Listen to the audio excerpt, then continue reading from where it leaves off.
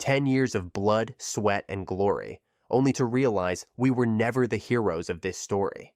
Did you really think a god would bother keeping his pawns after the game is won? Hello, everyone. This story is a dark, adrenaline-fueled descent into betrayal, following Bai, Linhua, and their elite Divine Core unit as they fight to save humanity from demonic threats. But what happens when the very power you serve turns its blade against you? You won't believe how quickly their dream mission turns into a nightmare. Subscribe to Bellion for more epic Manhwa breakdowns. If you could choose one supernatural ability to survive a dungeon, what would it be? Enjoy the watch. He states clearly that he intends to challenge the school's D-Class Jade Spirit Maze. A sudden, heavy silence falls over the entire training hall. The students stare at him, their faces twisted in shock and disbelief. The instructor shakes his head, insisting that no novice can enter D-Class. Dean Hong Liang steps onto the stage to address the audacious request. He warns that D-rank demon caves are strictly reserved for senior students. Bai points to the school charter, noting that it contains no such prohibition. He argues that the academy exists to foster courage, strength, and true giftedness. The dean frowns, his eyes fixed on the determined young man. Jigan reminds the crowd that all dungeon entries require a full team. Bai declares his intention to enter the deadly labyrinth completely alone. Shiyin suddenly raises her hand, announcing her own choice of the D-Class cave. The dean pales, knowing he cannot risk the daughter of his close friend. He refuses her request, citing the extreme danger of the high-level maze. Shiyin ignores his protest, demanding the chance to prove her own strength. Bai turns to her, insisting that she stay behind for her own safety. The tension in the hall rises as the argument threatens to become a scandal. The coach considers the request, weighing the risks of the two headstrong students. A senior student named Zillan steps forward, raising his hand with a smirk. He claims the young generation needs protection and offers to accompany them. The coach sighs in relief, happy to have a capable senior on the mission. Zillan glances at the younger students, seeing only arrogant children playing at war. He recalls the elite school building and wonders how these two gained entry. The teams finalize their rosters as the coach lines everyone up for departure. Professional recording equipment hums to life, ready to broadcast the simulation. The coach wishes everyone a safe return from the hazardous maze. The Academy of the Awakened stands directly atop the ancient Great Demon Cave. Both the senior and junior schools maintain their own separate entrances to the depths. Small, unstable rifts spawn from the main cave, creating perfect testing grounds. The students pass through the massive stone gate and into the darkness. Bai moves with practiced caution, keeping his eyes on the shifting shadows. The live broadcast begins, showing the students' progress on screens across the school. Teachers and students gather around the monitors, eager to watch the show. They spot the young green warrior entering the D-Class zone with his team. The bespectacled boy shakes a loud tambourine to frighten monsters in his F-Class cave. His classmate rolls his eyes, telling him to stop making so much noise. Elsewhere, Hong Changan leads his team through a brutal E-Class encounter. He fights with desperate intensity, hoping to outperform Bai in the rankings. Inside the D-Class maze, Bai encounters a demonic goat blocking the path. He strikes with blinding speed, felling the beast before Zillan can react. Zillan stares at the fallen monster, his expression hardening in surprise. Shiyin watches Bai with growing admiration, clutching her book of spells. A group of giant bugs with glowing eyes emerges from the gloom. Bai explains that the seals limit these monsters to half their true power. He charges into the swarm, his movements fluid and perfectly timed. Zillan tries to offer advice, but Bai ignores him entirely to focus on the fight. The senior student feels a surge of jealousy at the boy's effortless skill. He orders Shiyin to take the right flank while he guards the center. Bai decides to clear the left side of the cavern on his own. The group splits up as they move deeper into the sealed, labyrinthine tunnels. Zillan grumbles about the young man's lack of respect for his elders. Bai ignores the complaints, his eyes locked on the dark path ahead. He senses a strange energy vibrating through the cavern walls. Shiyin follows his lead, her confidence growing with every successful strike. The cameras capture every movement, broadcasting the display to the entire school. The audience gasps at the sight of a novice handling D-Class threats so easily. The female captain of the senior team watches the screen with narrowed eyes. She wonders how the weakest green warrior possesses such overwhelming combat power. Bai notices a hidden mechanism embedded in the cave's architecture. He realizes the maze is more than just a training ground for students. It contains secrets that the academy has kept hidden for many years. He keeps this discovery to himself, moving silently through the shadows. Zilin calls out to them, demanding they stick to the planned formation. Bai continues to move ahead, his pace never faltering in the dark. The monsters grow larger and more aggressive as they descend deeper. Xian casts a defensive barrier as a massive spider lunges from above. The spell holds firm, proving her growth since the start of the week. Bai watches her progress, nodding in approval at her improved control. Zilin tries to intervene, but the monsters are already dead at Bai's feet. The senior student feels his authority slipping away with every passing minute. He decides to test the boys' limits by leading them toward a dangerous junction. Bai stops at the intersection, sensing a trap hidden in the floor tiles. He points out the pressure plates that would trigger a ceiling collapse. Zilin pauses, realizing the boy has spotted a danger he himself missed. His pride stings, but he cannot deny the accuracy of the warning. They proceed carefully, stepping over the deadly triggers in the stone. The cave temperature drops, signaling the presence of a higher-level beast. Bai draws his weapon, feeling the hum of energy from his artifact. He knows the cameras are watching, so he hides his true combat style. He uses only basic techniques, yet they remain devastatingly effective. Zilin watches his hands, looking for any sign of a hidden power core. He finds nothing but raw, refined skill and a calm, calculating mind. The team enters a wide chamber filled with rows of ancient, cracked statues. Bai feels the weight of the history buried within these stone walls. He guesses that the academy is hiding something beneath the dungeon floor. Xian notices a faint golden light pulsing from behind a nearby statue. She starts to approach it, but Bai pulls her back by the arm. He warns her that the energy is volatile and potentially lethal. Zilin laughs, telling them not to be afraid of a little light. He reaches out to touch the statue, his fingers trembling with greed. A surge of dark energy erupts from the stone, throwing him backward. He crashes into the cavern wall, his armor cracking under the sudden force. Bai stands firm, shielding Xian from the resulting shockwave. The statues begin to shift, their stone limbs grinding against the floor. They are not just decorations, they are dormant guardians of the tomb. Bai realizes they have stumbled into a restricted, high-level sector. He shouts for his team to retreat toward the main hallway immediately. Zilin struggles to stand, his pride replaced by a sudden, sharp fear. The guardians raise their heavy stone spears, blocking the only exit. Bai looks for a weakness in their rhythmic, mechanical movements. He sees a glowing rune on the chest of the largest guardian. He tells Xian to distract the others while he makes his move. She casts a blinding flash spell, filling the chamber with white light. The guardians stumble, their movements becoming erratic and uncoordinated. Bai sprints forward, his blade aimed directly at the glowing chest rune. He strikes with all his might, the steel biting deep into the stone. The guardian shatters into 1,000 pieces, its light fading away. The other statues freeze, their offensive stance collapsing into piles of rubble. Zilin stares at the destruction, his mouth hanging open in complete shock. He realizes he has been outclassed by a student he once mocked.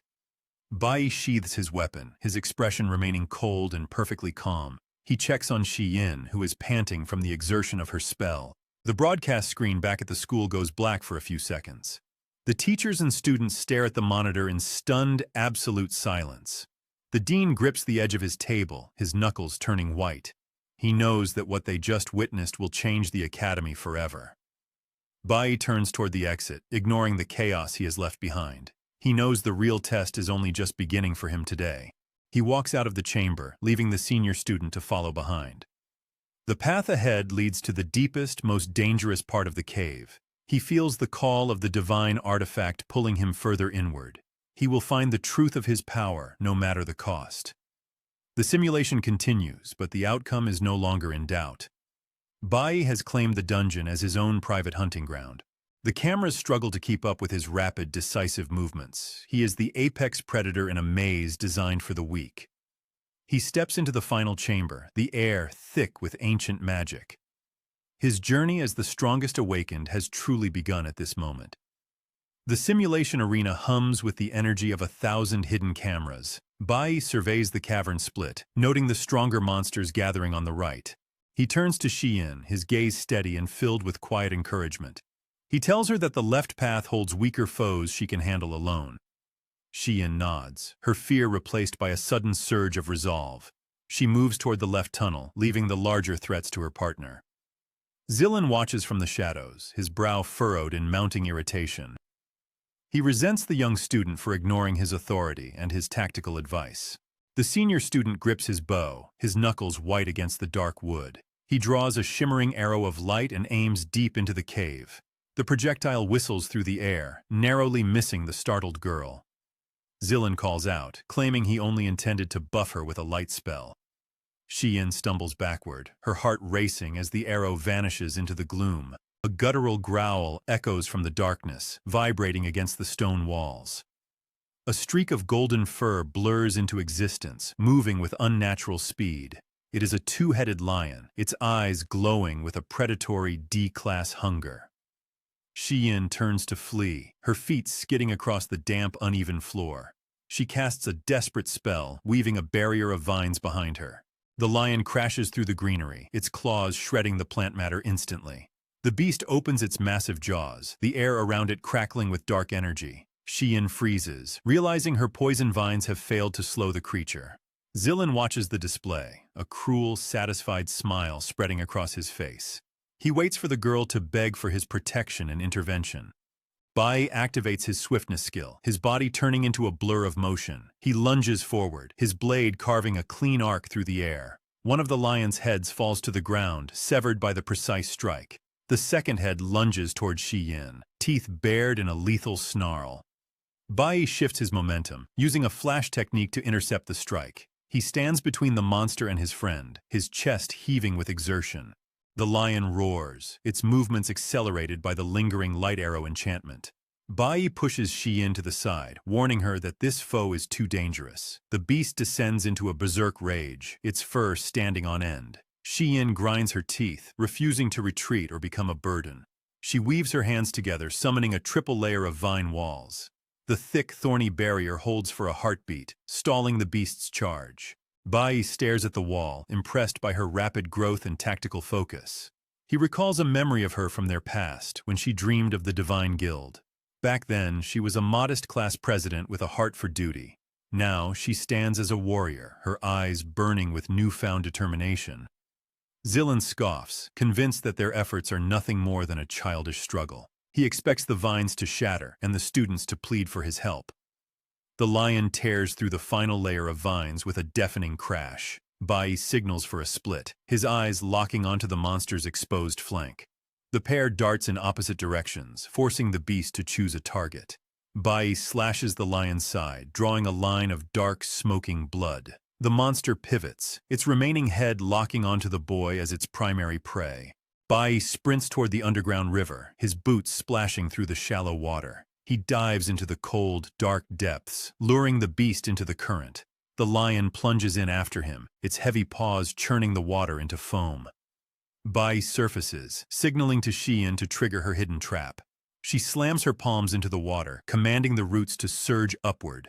The vines weave into a tight, suffocating cage around the monster's thrashing body. The lion struggles to bite, but the poisonous thorns pierce its thick hide. The beast sinks beneath the surface, its movements slowing as the toxins take hold. Bai leaps onto the bank, his clothes dripping as he watches the kill. He knows the test is nearly finished and the highest score is within reach. Zilin stands frozen, his jaw dropped in disbelief at the team's success. The senior student realizes that his plan to sabotage them has failed completely. The water turns a murky green, signaling the neutralization of the D-class threat. Bai catches his breath, his expression remaining as cold and unreadable as stone. He checks his interface, confirming that the monster's life force has faded. The cameras capture every detail, broadcasting their victory to the entire academy. The teachers in the observation room lean forward, their faces pale with shock. They had underestimated the boy, labeling him an E1 while he hunted D-class beasts. Bai turns away from the river, his eyes scanning the cavern for the next path. He feels the divine artifact pulsing beneath his skin, demanding more power. Shiyin approaches him, her hands trembling slightly from the intensity of the fight. She thanks him for the opening, her voice filled with newfound respect. Bai ignores the praise, focusing only on the deepening mystery of the dungeon. He walks toward the inner sanctum, his shadow stretching long against the stone. The simulation shifts, sensing the arrival of a far greater danger ahead. The ground trembles, a low rumble echoing from the deepest part of the tomb. Bai draws his weapon again, the steel humming with a lethal, ancient resonance. He is no longer playing by the Academy's rules, he is setting his own. The path forward is dark, but the boy walks without a moment of hesitation. He knows that the truth he seeks is buried behind the next heavy gate. The broadcast screen flickers, struggling to process the sheer scale of his aura. Zillan follows from a distance, his arrogance shattered by the boy's raw skill. He begins to wonder if he is the hunter or the prey in this trial. Bai reaches the heavy stone door, placing his palm against the cold surface. The seal glows with a faint rhythmic light, responding to his hidden touch. He pushes the door open, revealing a chamber filled with ancient floating weapons. The air is thick with the scent of ozone and long-forgotten magic. This was not part of the Academy's plan. This was a secret lair. Bai steps inside, his silhouette swallowed by the swirling golden light. He realizes that the simulation has merged with something far more dangerous. He prepares to activate his SSS-class systems, ready to face whatever awaits him. The real test, the one that will rewrite history, begins in this silent room. The students stand amidst the ruins of the defeated monster. The teachers watch the monitors and note Bai's tactical leadership. It is clear to everyone that the boy will take first place. Only the final blow is required to secure the record. The recording gear hums, ready to transmit the victory to the guild. Suddenly the screen flickers and cuts to static. The drone filming the cave lies shattered upon the rocky floor. Zillan stands nearby, his hand still positioned from the deliberate shot. He destroys the evidence to deny the students their official score. Bai glances at the broken camera and offers a calm nod. He praises Xian for her quick reflexes during the fight. The girl smiles, insisting she simply followed his expert instructions. Bai tells her that training alone is never enough for success. He explains that a true warrior masters one skill with many variations. Zillan strides toward them, his face twisted in visible anger. He barks at them to stop the pleasantries and leave the cave. The senior student spins on his heel and marches toward the exit. Bai watches him go, noting the danger of the monster's sudden power. Zillan calls back, insisting that Xian remain within his rigid plan. He claims her independent actions will only render her skills useless. Bai steps forward, questioning why an archer failed to hit a target. He notes the massive size of the beast as a simple mark. Xian scoffs, mocking her comrade for his legendary clumsiness. She reminds him that his failures kept him out of the elite squad. Zillan fumbles for an excuse, muttering nonsense about student rumors. He eyes the duo, decides against a confrontation, and turns away. The group moves toward the cave exit with Zillan in the lead. Xian glares at the senior's back, clearly annoyed by his arrogance. Bai pauses suddenly and crouches to pick up a discarded object. He realizes the senior intended to sabotage their path to the top. With the cameras broken, the exit remains their only route out. Bai smiles, satisfied that Zillan has inadvertently cleared the field. The boy turns back toward the sealed section of the dungeon. Xian pauses, confused by his sudden change in direction. They approach the heavy door that guards the most dangerous monsters. Bai asks the girl to keep the coming events a secret. He warns her that even if she spoke, no one would believe her. Xian stares at him with wide, incredulous eyes. She recalls the deal Bai made with Hong on the previous day. The boy reaches into his pocket and produces a jagged sealbreaker stone. He obtained the item from the dean, who is Hong's own uncle. Bai places the stone against the lock of the inner chamber. He announces his intent to claim the jade spirit inside. Waves of raw energy pulse from the stone, shaking the walls. Xian reaches out, begging him to stop the reckless process. She knows this is a D-class labyrinth meant to be kept closed. If the seal breaks, the high-level beasts will swarm the academy. Bai shakes his head, assuring her the monsters are already weak. He explains that the seal has suppressed their power for years. The girl worries, knowing only 2 students stand against the horde. A magical bracelet on Bai's wrist begins to glow with light. He tells her they will not be fighting alone this time. Xian realizes his plan is far more dangerous than she imagined. Bai ignores her protest and steps into his mage persona. He orders the girl to stay by the exit and remain still. The seal shatters with a sound like cracking glass. A pack of two-headed lions rushes from the darkness to attack. Shion screams a warning, but her voice is lost in the roar. Bai raises his staff, his eyes glowing with ethereal blue light. He switches his class to a cloud element mage. He activates the instant freeze skill in a single, fluid motion. The lions stop mid-leap, encased in thick, jagged blocks of ice. Shion watches in silence, stunned by the display of power. Bai notes that the creatures are too old and will soon break free. He demands more room and focuses his gaze on the tunnel. A new group of beasts erupts from the cave shadows. Ferocious fire leopards charge forward, hungry for battle. The monsters have weakened from their long, forced confinement. Bai casts the instant freeze spell again, locking them in place. He shifts his form, transforming into a lethal nuclear warrior. A fire saber-toothed tiger lunges from the dark to ambush him. Bai reacts with blinding speed, dodging the massive claws. He switches back to a cloud element mage to trap the beast. Shion watches the rapid class changes with growing amazement.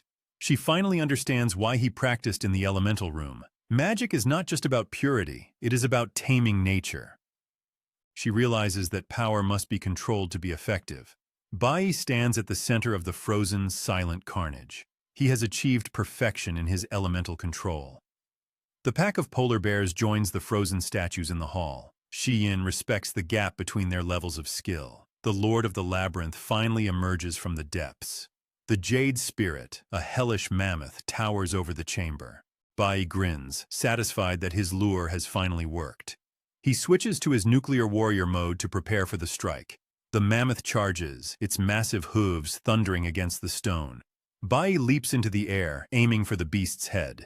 He drives his sword into the creature's skull with surgical precision. Blood sprays across the cave floor, blinding the massive monster.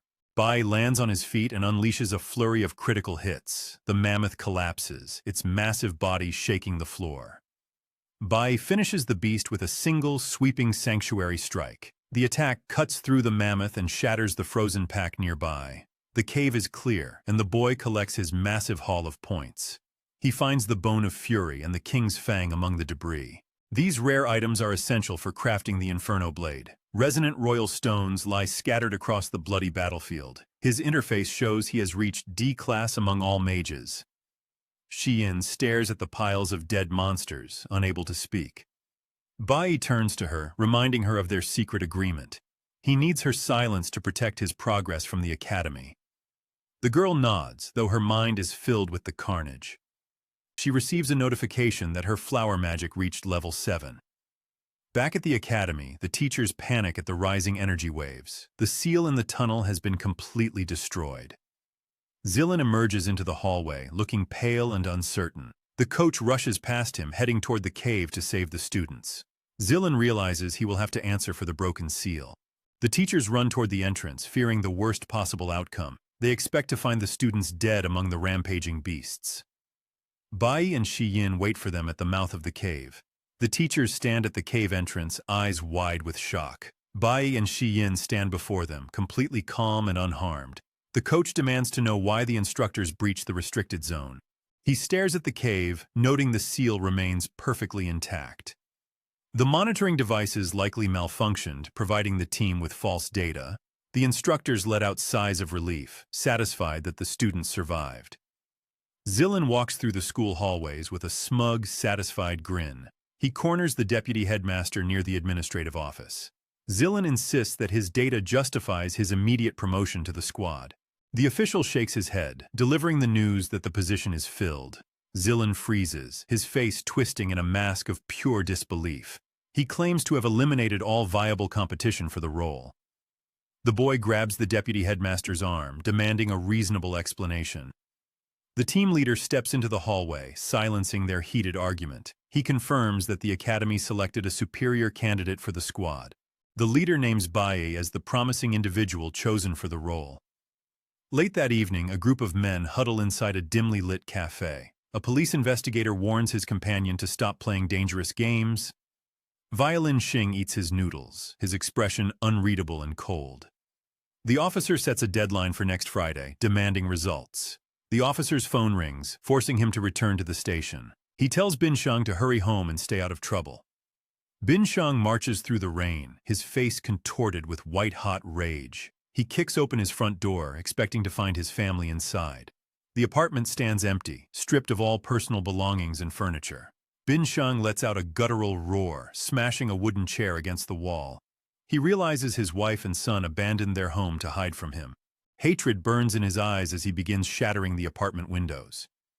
Miles away, Bai fastens a glowing jade necklace around his mother's neck. He tells her she must wear the stone at all times for safety. Bai displays an identical amulet resting against his own chest. The stones pulse with a soft light, linked by a signal for help. He explains that if one person faces danger, the other will know. The woman stares at the jewelry, confused by her son's sudden protective streak. She notes that he never cared for trinkets or accessories in the past. Bai ignores her request to seek out friends and social circles. He keeps his gaze fixed on the distance, haunted by his previous life. Late that evening, Bai returns to the D-class demon cave alone. He needs to finish a critical sealing task before the clock strikes midnight. The boy focuses his energy, preparing for the intense physical strain ahead. The cave portal remains open for only 1 hour of high-level activity.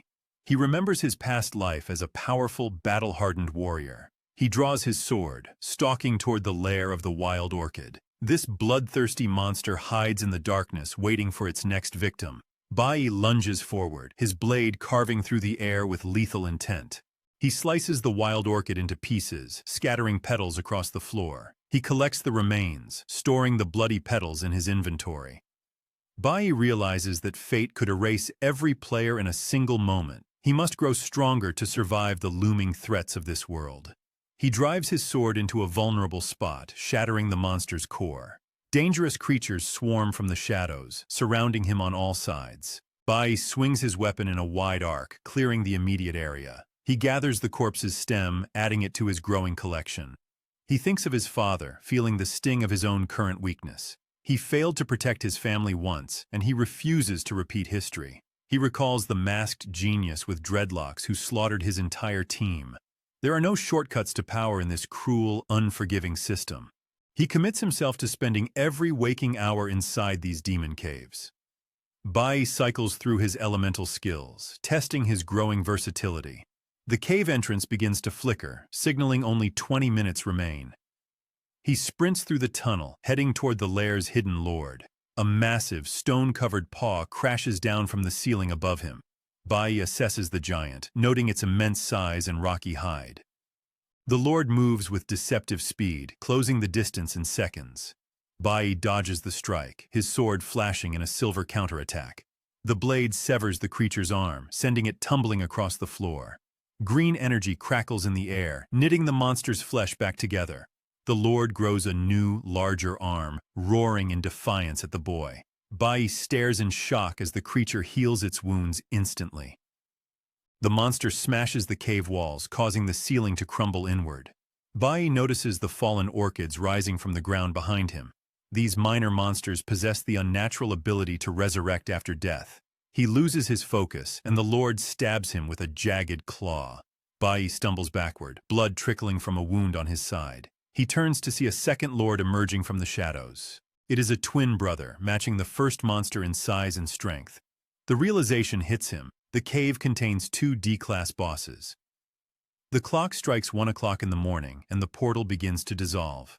Ru Yang stands at her apartment window, watching the heavy rain fall. She sends another message to her son, though her phone stays silent. She grabs her coat, deciding to search the city for his location. Bin Shang wanders through the rain, his clothes soaked and his eyes wild. He reaches the new, expensive apartment building where his family hides. He glares up at the windows, his heart fueled by bitter resentment. Ru Yang steps out into the street, her face tight with worry. Bai struggles against the twin lords, his movements becoming sluggish with fatigue. Killing the monsters yields no experience, as they simply return to life. He needs to find the source of their endless, rapid regeneration. He strikes the first lord in a vital spot, yet it recovers instantly. Bai uses his instant dash, but his attacks barely scratch their armor. The monsters regenerate health constantly, turning the battle into a mockery. He realizes that even high-level healers could not sustain such rapid recovery. Something hidden in the cave must be fueling their supernatural vitality. Bai lunges forward, parrying a blow to observe the creatures more closely. The lords mimic his techniques, adapting to his fighting style mid-battle. The first lord speaks, its voice a grating, inhuman rumble of mockery. Bai stops, surprised that the monster possesses a high level of intelligence. He looks toward the back of the chamber, sensing a surge of energy. A massive, glowing, magical flower tree stands in the center of the room. The tree pulsates with light, feeding the monsters their endless life force. Bai dodges a sweeping strike from the twin, his eyes locking onto the tree. He understands that the tree is the true enemy he must destroy. He pushes off the cave wall, leaping over the grasping claws. The boy charges toward the tree, ignoring the beasts at his heels. He raises his sword, channeling every ounce of his remaining magical power. The lords roar, sensing his intent and rushing to block his path. Bai ignores the pain in his side, focusing on the glowing trunk. He swings his blade, the edge glowing with a blinding white intensity. The strike connects with the base of the magical flower tree. The tree shudders, its light flickering as deep fissures appear in its bark. The twin lords scream in unison, their bodies beginning to dissolve. Bai watches as the regeneration effect fails, their forms turning to ash.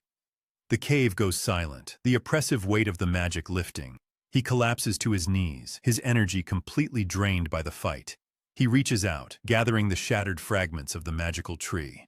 The system pings, rewarding him with a massive influx of experience points. Bai breathes heavily, the cold air of the cave filling his lungs.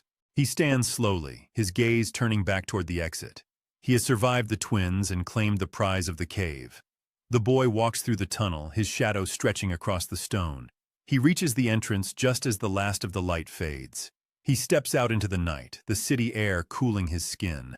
He checks his phone, seeing dozens of missed messages from his mother. He knows he must return home before she discovers his secret path. He grips the jade stone at his neck, feeling a strange comfort. The battle has changed him, sharpening his resolve for the coming days. He walks into the darkness, a predator hidden in human skin. The Academy will soon realize that he is no longer the same boy. He looks up at the moon, his heart cold and ready for war. The path ahead remains difficult, but he has the strength to win. He disappears into the city, leaving the demon cave behind him forever. Bai sprints toward the center of the chamber. He spots the glowing tree pulsing with rhythmic light.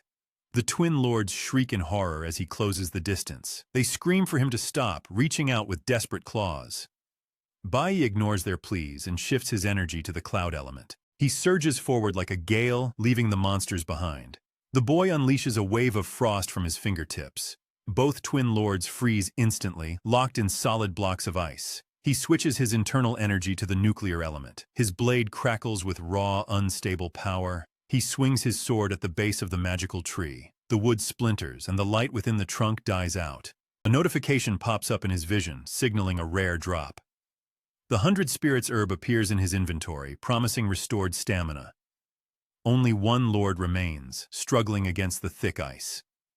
Bai stands before the frozen beast with his weapon raised. He declares that the cycle of resurrection ends today. The lord stops fighting and rises to its full height. It stands perfectly still, offering no resistance to the coming blow. The monster whispers a final request for death. Bai watches as the creature mourns its fallen twin. He lunges forward and delivers a final, decisive strike. The monster dissolves, leaving behind a glowing, poisonous thorn. The cave falls silent as the last of the magic fades. New system notifications flood his screen as his stats climb. His nuclear warrior class and mage level both surge higher. The dungeon entrance shimmers, signaling the path is open once more. Bai waits with held breath as his plant element triggers a selection. A blue light envelops him, signaling a new profession. He unlocks the Flower Summoner class. The skill allows him to form contracts with defeated plant-based souls. He returns to the bodies of the fallen lords. He initiates the summoning ritual, binding their spirits to his service. The twin brothers manifest as loyal servants, ready for his commands. Bai smiles, pleased with his new, powerful allies. Outside, a man stands in the pouring rain near a doorway. His phone rings, interrupting his dark thoughts. He answers with a scowl, annoyed by the late-night call. An officer confirms his invitation to the exclusive Hongdaeji party. The man turns away, his mood shifting to greedy anticipation. He hums a tune, already planning a lavish gift for the guild. He grips a long knife, eager to visit his target.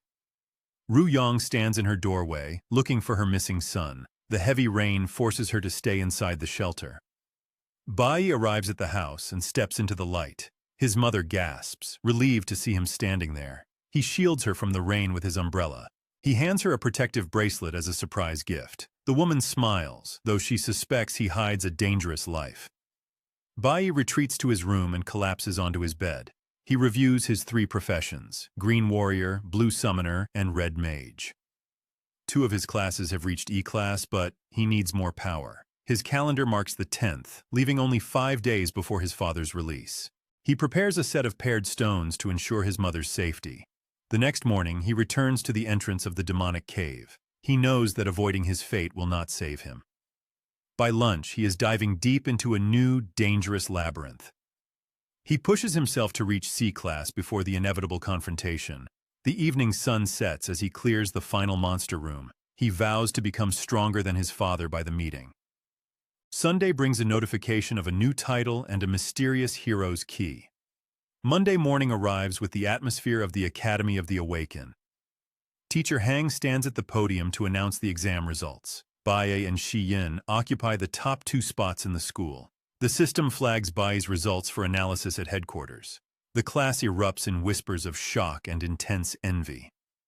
Students realize the top performers earned an audience with the Divine Guild. A school friend wipes away tears, proud of his childhood companion. He fears that fame might change the boy he once knew. In the dean's office, Hong Changan refuses to join the victory party. His uncle offers him a spot, but the boy firmly declines. He believes he lacks the merit to attend, having taken 3rd place. He refuses to be seen as a dependent of his uncle's influence. The dean smiles, noting the boy's growing maturity. Changan requests access to the D-class demon cave behind the mountain. He wants to train in isolation, relying on his own grit.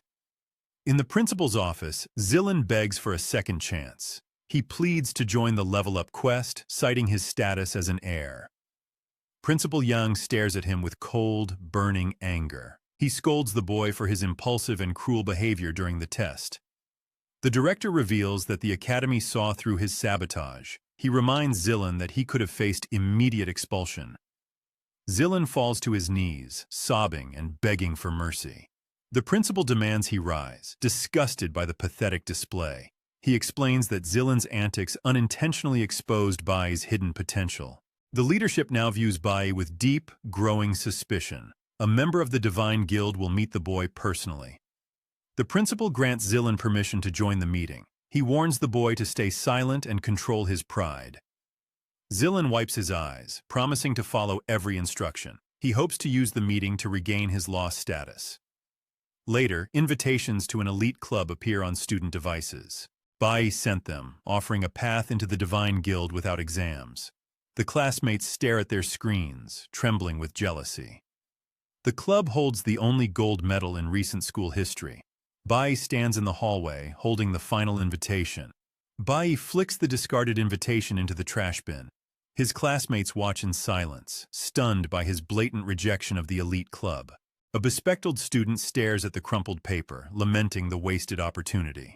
He knows the invitation is personalized and useless to anyone but Bai. The student expects his friend to refuse, knowing Bai's singular focus on his own path. Monday evening descends over the campus as Bai heads toward the quiet backyard. He arrives at the hidden entrance of the D-class magic seal. Hungan follows him, noting that the area remains deserted during the late hours. Bai signals for his companion to stay back, warning him of the lethal monsters inside. He promises to teach the boy combat techniques in exchange for access to the seals. Hong agrees with excitement, eager to climb the ranks and gain real power. Bai watches as his new friend struggles to navigate the dangerous labyrinth alone. He monitors his own statistics while Hungan fights to survive the lower floors. The system requires specific conditions to unlock the next exclusive profession. Bai clears the remaining monsters, finding that the school dungeon is his only viable source of experience. Tuesday brings more invitations, all of which Bai promptly discards. He spends his after-school hours training Hungen and battling through the shadows. Progress slows significantly as the experience requirements for D-class rise. Hungen grows frustrated when Bai intervenes during a close encounter with a beast. Bai remains firm, knowing his classmate would have fallen without his swift interference.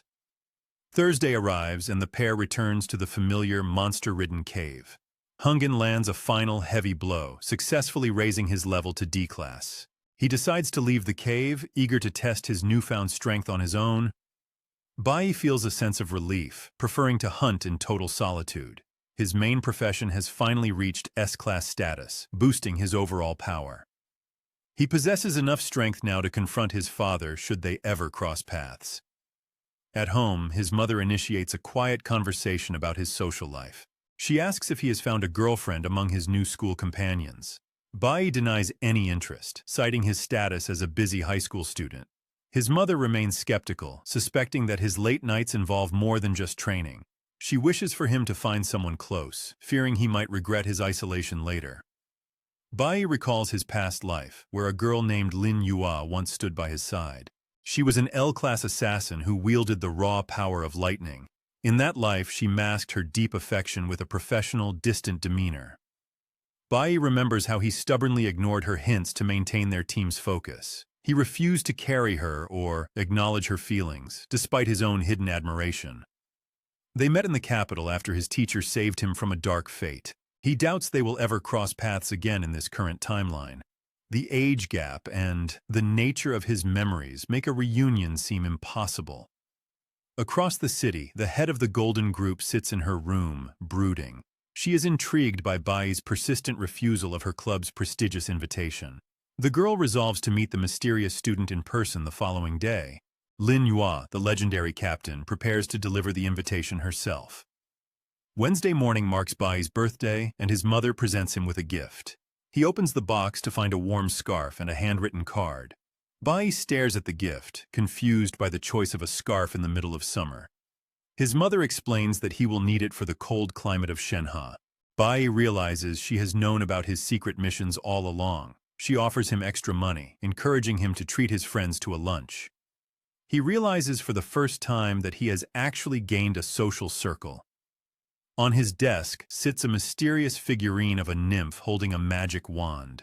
His classmates gathered this gift for him, hoping to celebrate his special day. The bespectacled friend presents a second, more personal item from his collection. Bai opens the case to find the original cassette of his favorite movie, The Prestige. He remembers the secret film sessions they held in the barn during their youth. The friend asks him to hide the tape safely, fearing the teachers might confiscate it. Shiyin steps forward, holding a small box with a nervous expression. She hands him an A-class weapon, a rare phantom gem of immense value. The surrounding students gasp, their eyes widening with intense envy. Bai attempts to push the gift away, insisting it is far too expensive. Shiyin refuses to take it back, crediting Bai for her own rapid progression. She insists he needs the weapon for his continued self-improvement. Bai accepts the magic stone, feeling the hum of power within the weapon. A wave of genuine warmth washes over him, touched by his friend's kindness. The group begins to whisper, teasing Bai about a potential romance with Shiyin. Bai tries to ignore the gossip, suggesting they all celebrate with dinner that evening. The friends agree with enthusiasm, grateful for the invitation to bond. In the middle of the school day, the atmosphere shifts abruptly. A group of elite upperclassmen marches through the halls, drawing every eye. Lin Yua, the captain of the school's premier team, leads the procession personally. The students whisper in shock, unable to believe the captain is here for Bai. Bai prepares himself to decline the offer, hoping to stop the influx of invitations. Zelin watches from the shadows, his hatred for Bai burning brighter than ever. Energy ripples through the hallway, distorting the light from the fixtures. A powerful golden impulse surges toward Bai, aimed squarely at his chest. It acts as a forced invitation, a display of dominance from the Golden League. The flash blinds the nearby students, forcing them to shield their eyes. Bai senses the incoming threat and draws his weapon in a blur of motion. He blocks the golden energy, his blade absorbing the impact of the strike. The speed of his reaction leaves the surrounding crowd in stunned silence. A golden-haired girl steps through the dissipating sparks, smiling at his skill. She is Lin Yua, the leader who has chased him with countless offers. She praises his lightning-fast reflexes, confirming her choice of recruit. Bai looks at her face, recognizing the girl from his previous life. She stands before him now, alive, vibrant, and completely unharmed. She explains that she came personally because he ignored all her written requests. The classmates watch, wondering how Bai will handle the pressure of refusing the captain. Lin Yua opens her mouth to introduce herself with formal grace. Before she can utter a word, Bai steps forward and wraps his arms around her. He pulls her into a tight, desperate hug, his eyes glistening with joy. He whispers that he is happy to see her and that it has been far too long. The entire hallway freezes as the students witness the impossible display. Lin Yua stands stiffly, her face flushing in total confusion and surprise. The age difference vanishes in the weight of the moment. It is the sensation of the century, unfolding in the middle of the school corridor. The bespectacled friend clarifies that they share the same age. He explains that Bai simply entered high school a year late. Bai stares at the space where Lin Yua stood only a second ago. He realizes with a jolt that he is hugging nothing but thin air. Lin Yua stands a few paces behind him with a playful tilt of her head. She asks him what the sudden, desperate embrace actually signifies. She wonders aloud if he is finally accepting her invitation to join the alliance. Lin Yua gestures to the grand hallways of the Extreme Alliance School. She promises that the academy offers resources far beyond any standard institution. She suggests that they could fight side by side as a powerful duo. Bai shakes his head and firmly declines the offer to join her club. He admits that he does not intend to stay at this school for long. He tells her that he plans to establish his own independent guild very soon. He suggests that they might find a way to fight together once he is independent. The deputy captain hurries toward Lin Yua with a look of urgent concern. He informs her that the director has returned to the campus. He insists that all senior members must gather to greet the leader immediately. Lin Yua offers Bai a polite nod before turning to leave. She promises that they will meet again during practice to discuss his plans. She pauses for a moment, puzzled by his earlier comment about a long-lost reunion.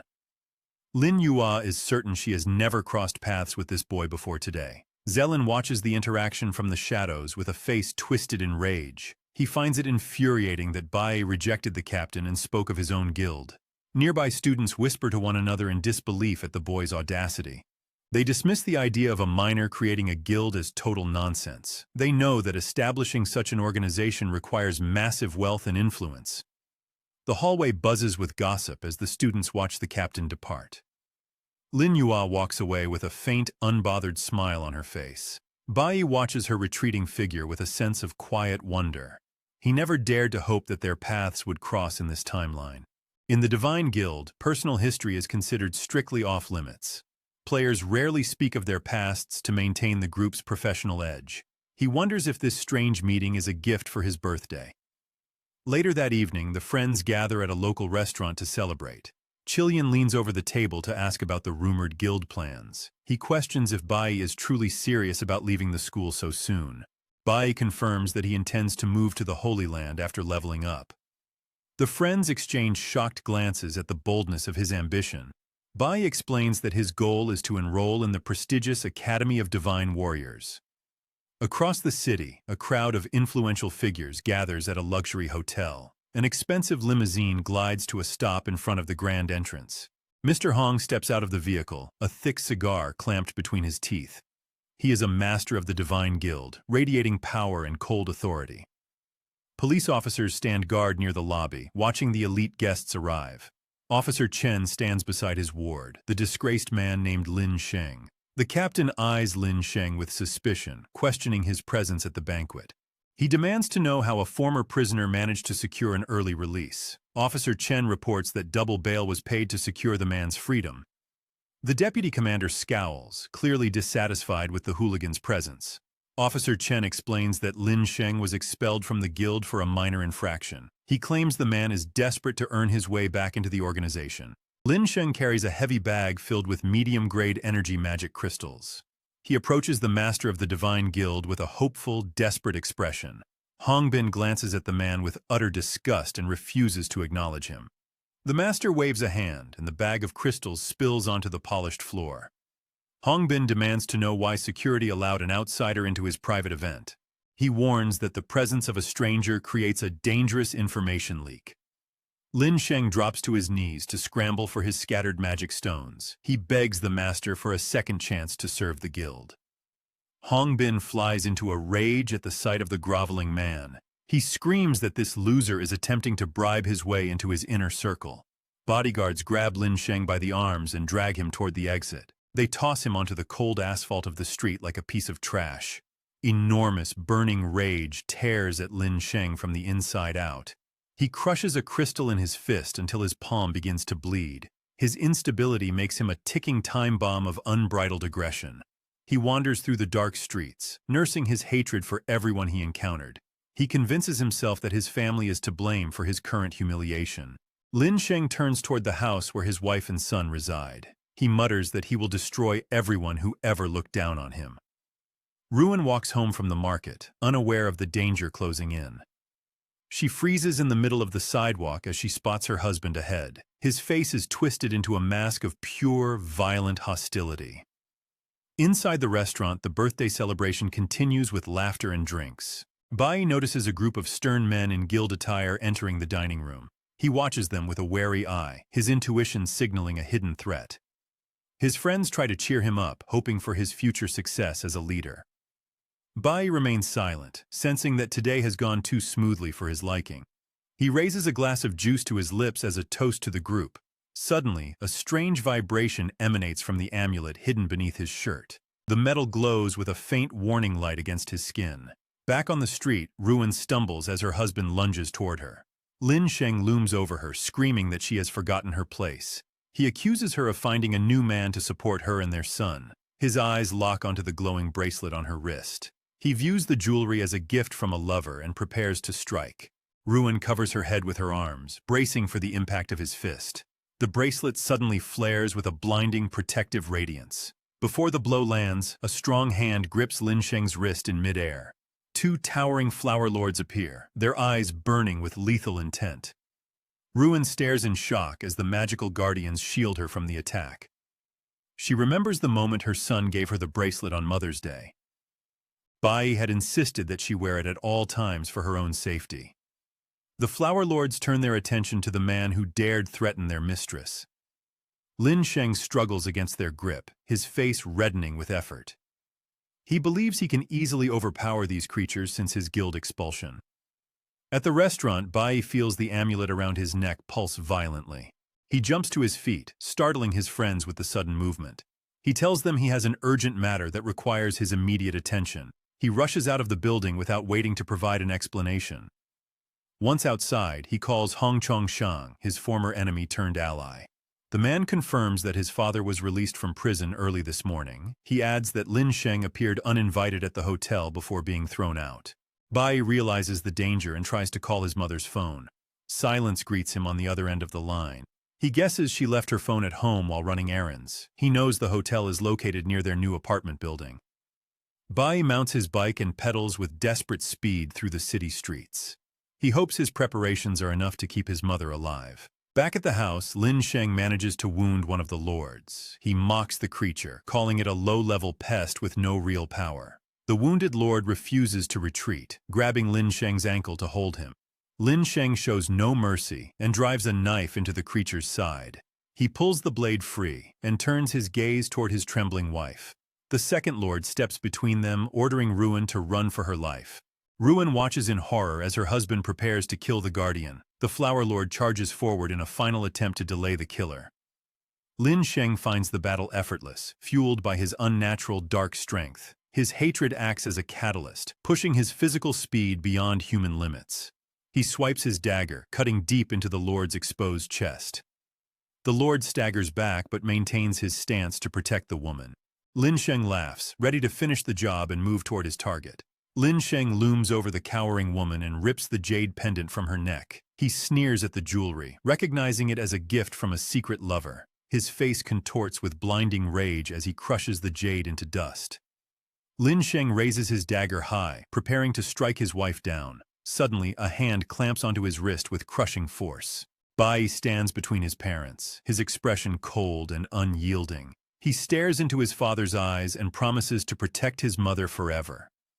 Lin Sheng recoils in shock, baffled by the sudden strength of his son. Bai holds the man's arm steady, forcing the blade away from his mother. A flood of memories from his past life crashes into Bai's mind. He sees a younger version of himself sobbing on the floor. The boy begs his father to stop the violence, but the man only laughs. The scene shifts to a school holiday at a crowded amusement park. His mother had taken him there, forgetting to notify his short-tempered father. The man returned home to find the house empty and his dinner cold. His fury ignited, turning him into a beast that nearly ended his mother's life. That horrific night, the trauma caused the boy to awaken his true potential. Bai's status screen flickered and settled on the class of Golden Holy Warrior. He had lost control, grabbing a heavy metal chain to strike back. With that chain, he had ended his father's life without a shred of remorse. In this timeline, he refuses to let such a tragedy repeat itself. He exerts pressure and snaps his father's sword in two with his bare hands. Lin Sheng stares at the jagged remains of his weapon in disbelief. Waves of pure aggression radiate from the man as his face turns purple. He decides that both mother and son must die for their defiance. Bai draws his own blade, waiting calmly for the inevitable assault. Before Lin Sheng can blink, his son delivers a series of precise strikes. The man flies backward, crashing hard onto the asphalt with a spray of blood. He coughs and struggles to breathe, his vision blurring at the edges. He notices his son wielding the Hongwu dagger, stolen from the safe. Ruin watches from behind, her initial terror replaced by a strange, quiet calm. The wounded flower lords stir on the ground, their bodies beginning to mend. Bai commands the twin guardians to shield his mother and carry her away. Lin Sheng watches the creatures, realizing they are his son's own summons. He realizes Bai is a rare dual elemental, a nuclear warrior and a summoner. A flicker of pride crosses the man's face. Despite his murderous intent, he assumes such immense talent must be an inheritance from his own bloodline. The boy ignores the comment and steps forward, his eyes devoid of warmth. Lin Sheng rises to his feet, refusing to forgive his son's insubordination. He decides the brat has grown too arrogant and needs to be broken. The man dissolves into a blur, his form flickering like a ghost in the air. Bai instantly shifts his stance and channels the power of a cloud mage. He snaps his fingers, and the red mist of the street turns into solid ice. Lin Sheng freezes in place, his body encased in a thick, translucent tomb. Only his head remains visible above the layer of biting, jagged frost. Bai walks closer, his footsteps echoing in the unnatural silence. He leans in until his lips are inches from his father's frozen ear. He whispers that he is not a dual professional and never was. The young man tells him that his awakening has nothing to do with bloodlines. Lin Sheng's eyes widen as the ice creeps slowly toward his chin. Bai coldly declares that his father is nothing but a void to him. He expresses deep shame at the mere thought of being related to him. Lin Sheng grunts, channeling his inner S-class energy to shatter the prison. Cracks spiderweb across the ice as the man fights to regain his freedom. He bursts free, shards of frozen water flying in every direction. He lunges forward, determined to prove his dominance over the boy. Bai waits for the perfect moment, his sword held in a steady grip. He swings the blade in a wide arc, catching his father in the chest. Lin Sheng desperately tries to block the strike with his calloused hands. The sheer power of the blow forces the man to stumble back. Blood erupts from his torso, soaking his clothes in a deep, dark crimson. He falls to his knees, unable to comprehend how a novice could wound him. Bai stands over him, his shadow stretching long across the pavement. He announces that their bond as father and son has ended today. Lin Sheng clutches his chest, listening as his son disowns him completely. He tries to speak, but only a wet, choking sound escapes his throat. The man collapses, his strength failing as he stares at the ground. He claims he worked his entire life to provide food for their home. He insists that they are still blood, a link that cannot be severed. Bai listens without a flicker of emotion, his heart sealed shut. Lin Sheng gathers his final reserves of energy for a desperate lunge. He kicks out, but Bai sidesteps the attack with effortless grace. The boy rains down a series of strikes, leaving his father no room to fight. Lin Sheng wonders why his S-class skills are proving so utterly useless. Bai towers over him, preparing to deliver the final decisive blow. He reminds the man that he is no match for him any longer. For years, Lin Sheng had ruled his home through fear and physical abuse. He had called his son worthless, reveling in the boy's childhood suffering. Bai presses his father's face into the dirt, exerting crushing pressure. The man begins to plead, begging for mercy in the name of their family. He reminds the boy of the years they spent living under one roof. Bai's mind drifts to the day his father tore off a piece of his ear. He remembers the sound of things breaking as his father's rage took hold. He recalls his mother crying in the corner, clutching her bruised arms. The talk of kinship rings hollow, like a bad joke told by a stranger. He stares down at the pathetic figure, wondering what mercy he deserves. Lin Sheng breaks into sobs, promising he will change his ways tomorrow. He presses his forehead into the grime, begging for a second chance. Bai remembers the last time the man begged after losing a fight. He knows the cycle of violence will never end if he shows weakness.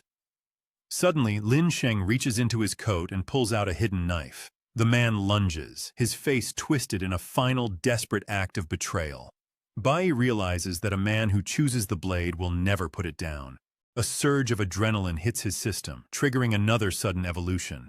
Energy crackles around him as he receives the power of pure earth. Ruin watches from the distance, praying for the nightmare to finally end. The power of pure earth flows into the ground, seeking to force repentance. If the target refuses to change, the energy acts to strip them of their evil. Lin Sheng collapses as the magic binds his arm, rendering it useless. He continues to whine, pleading for his life and invoking their blood ties.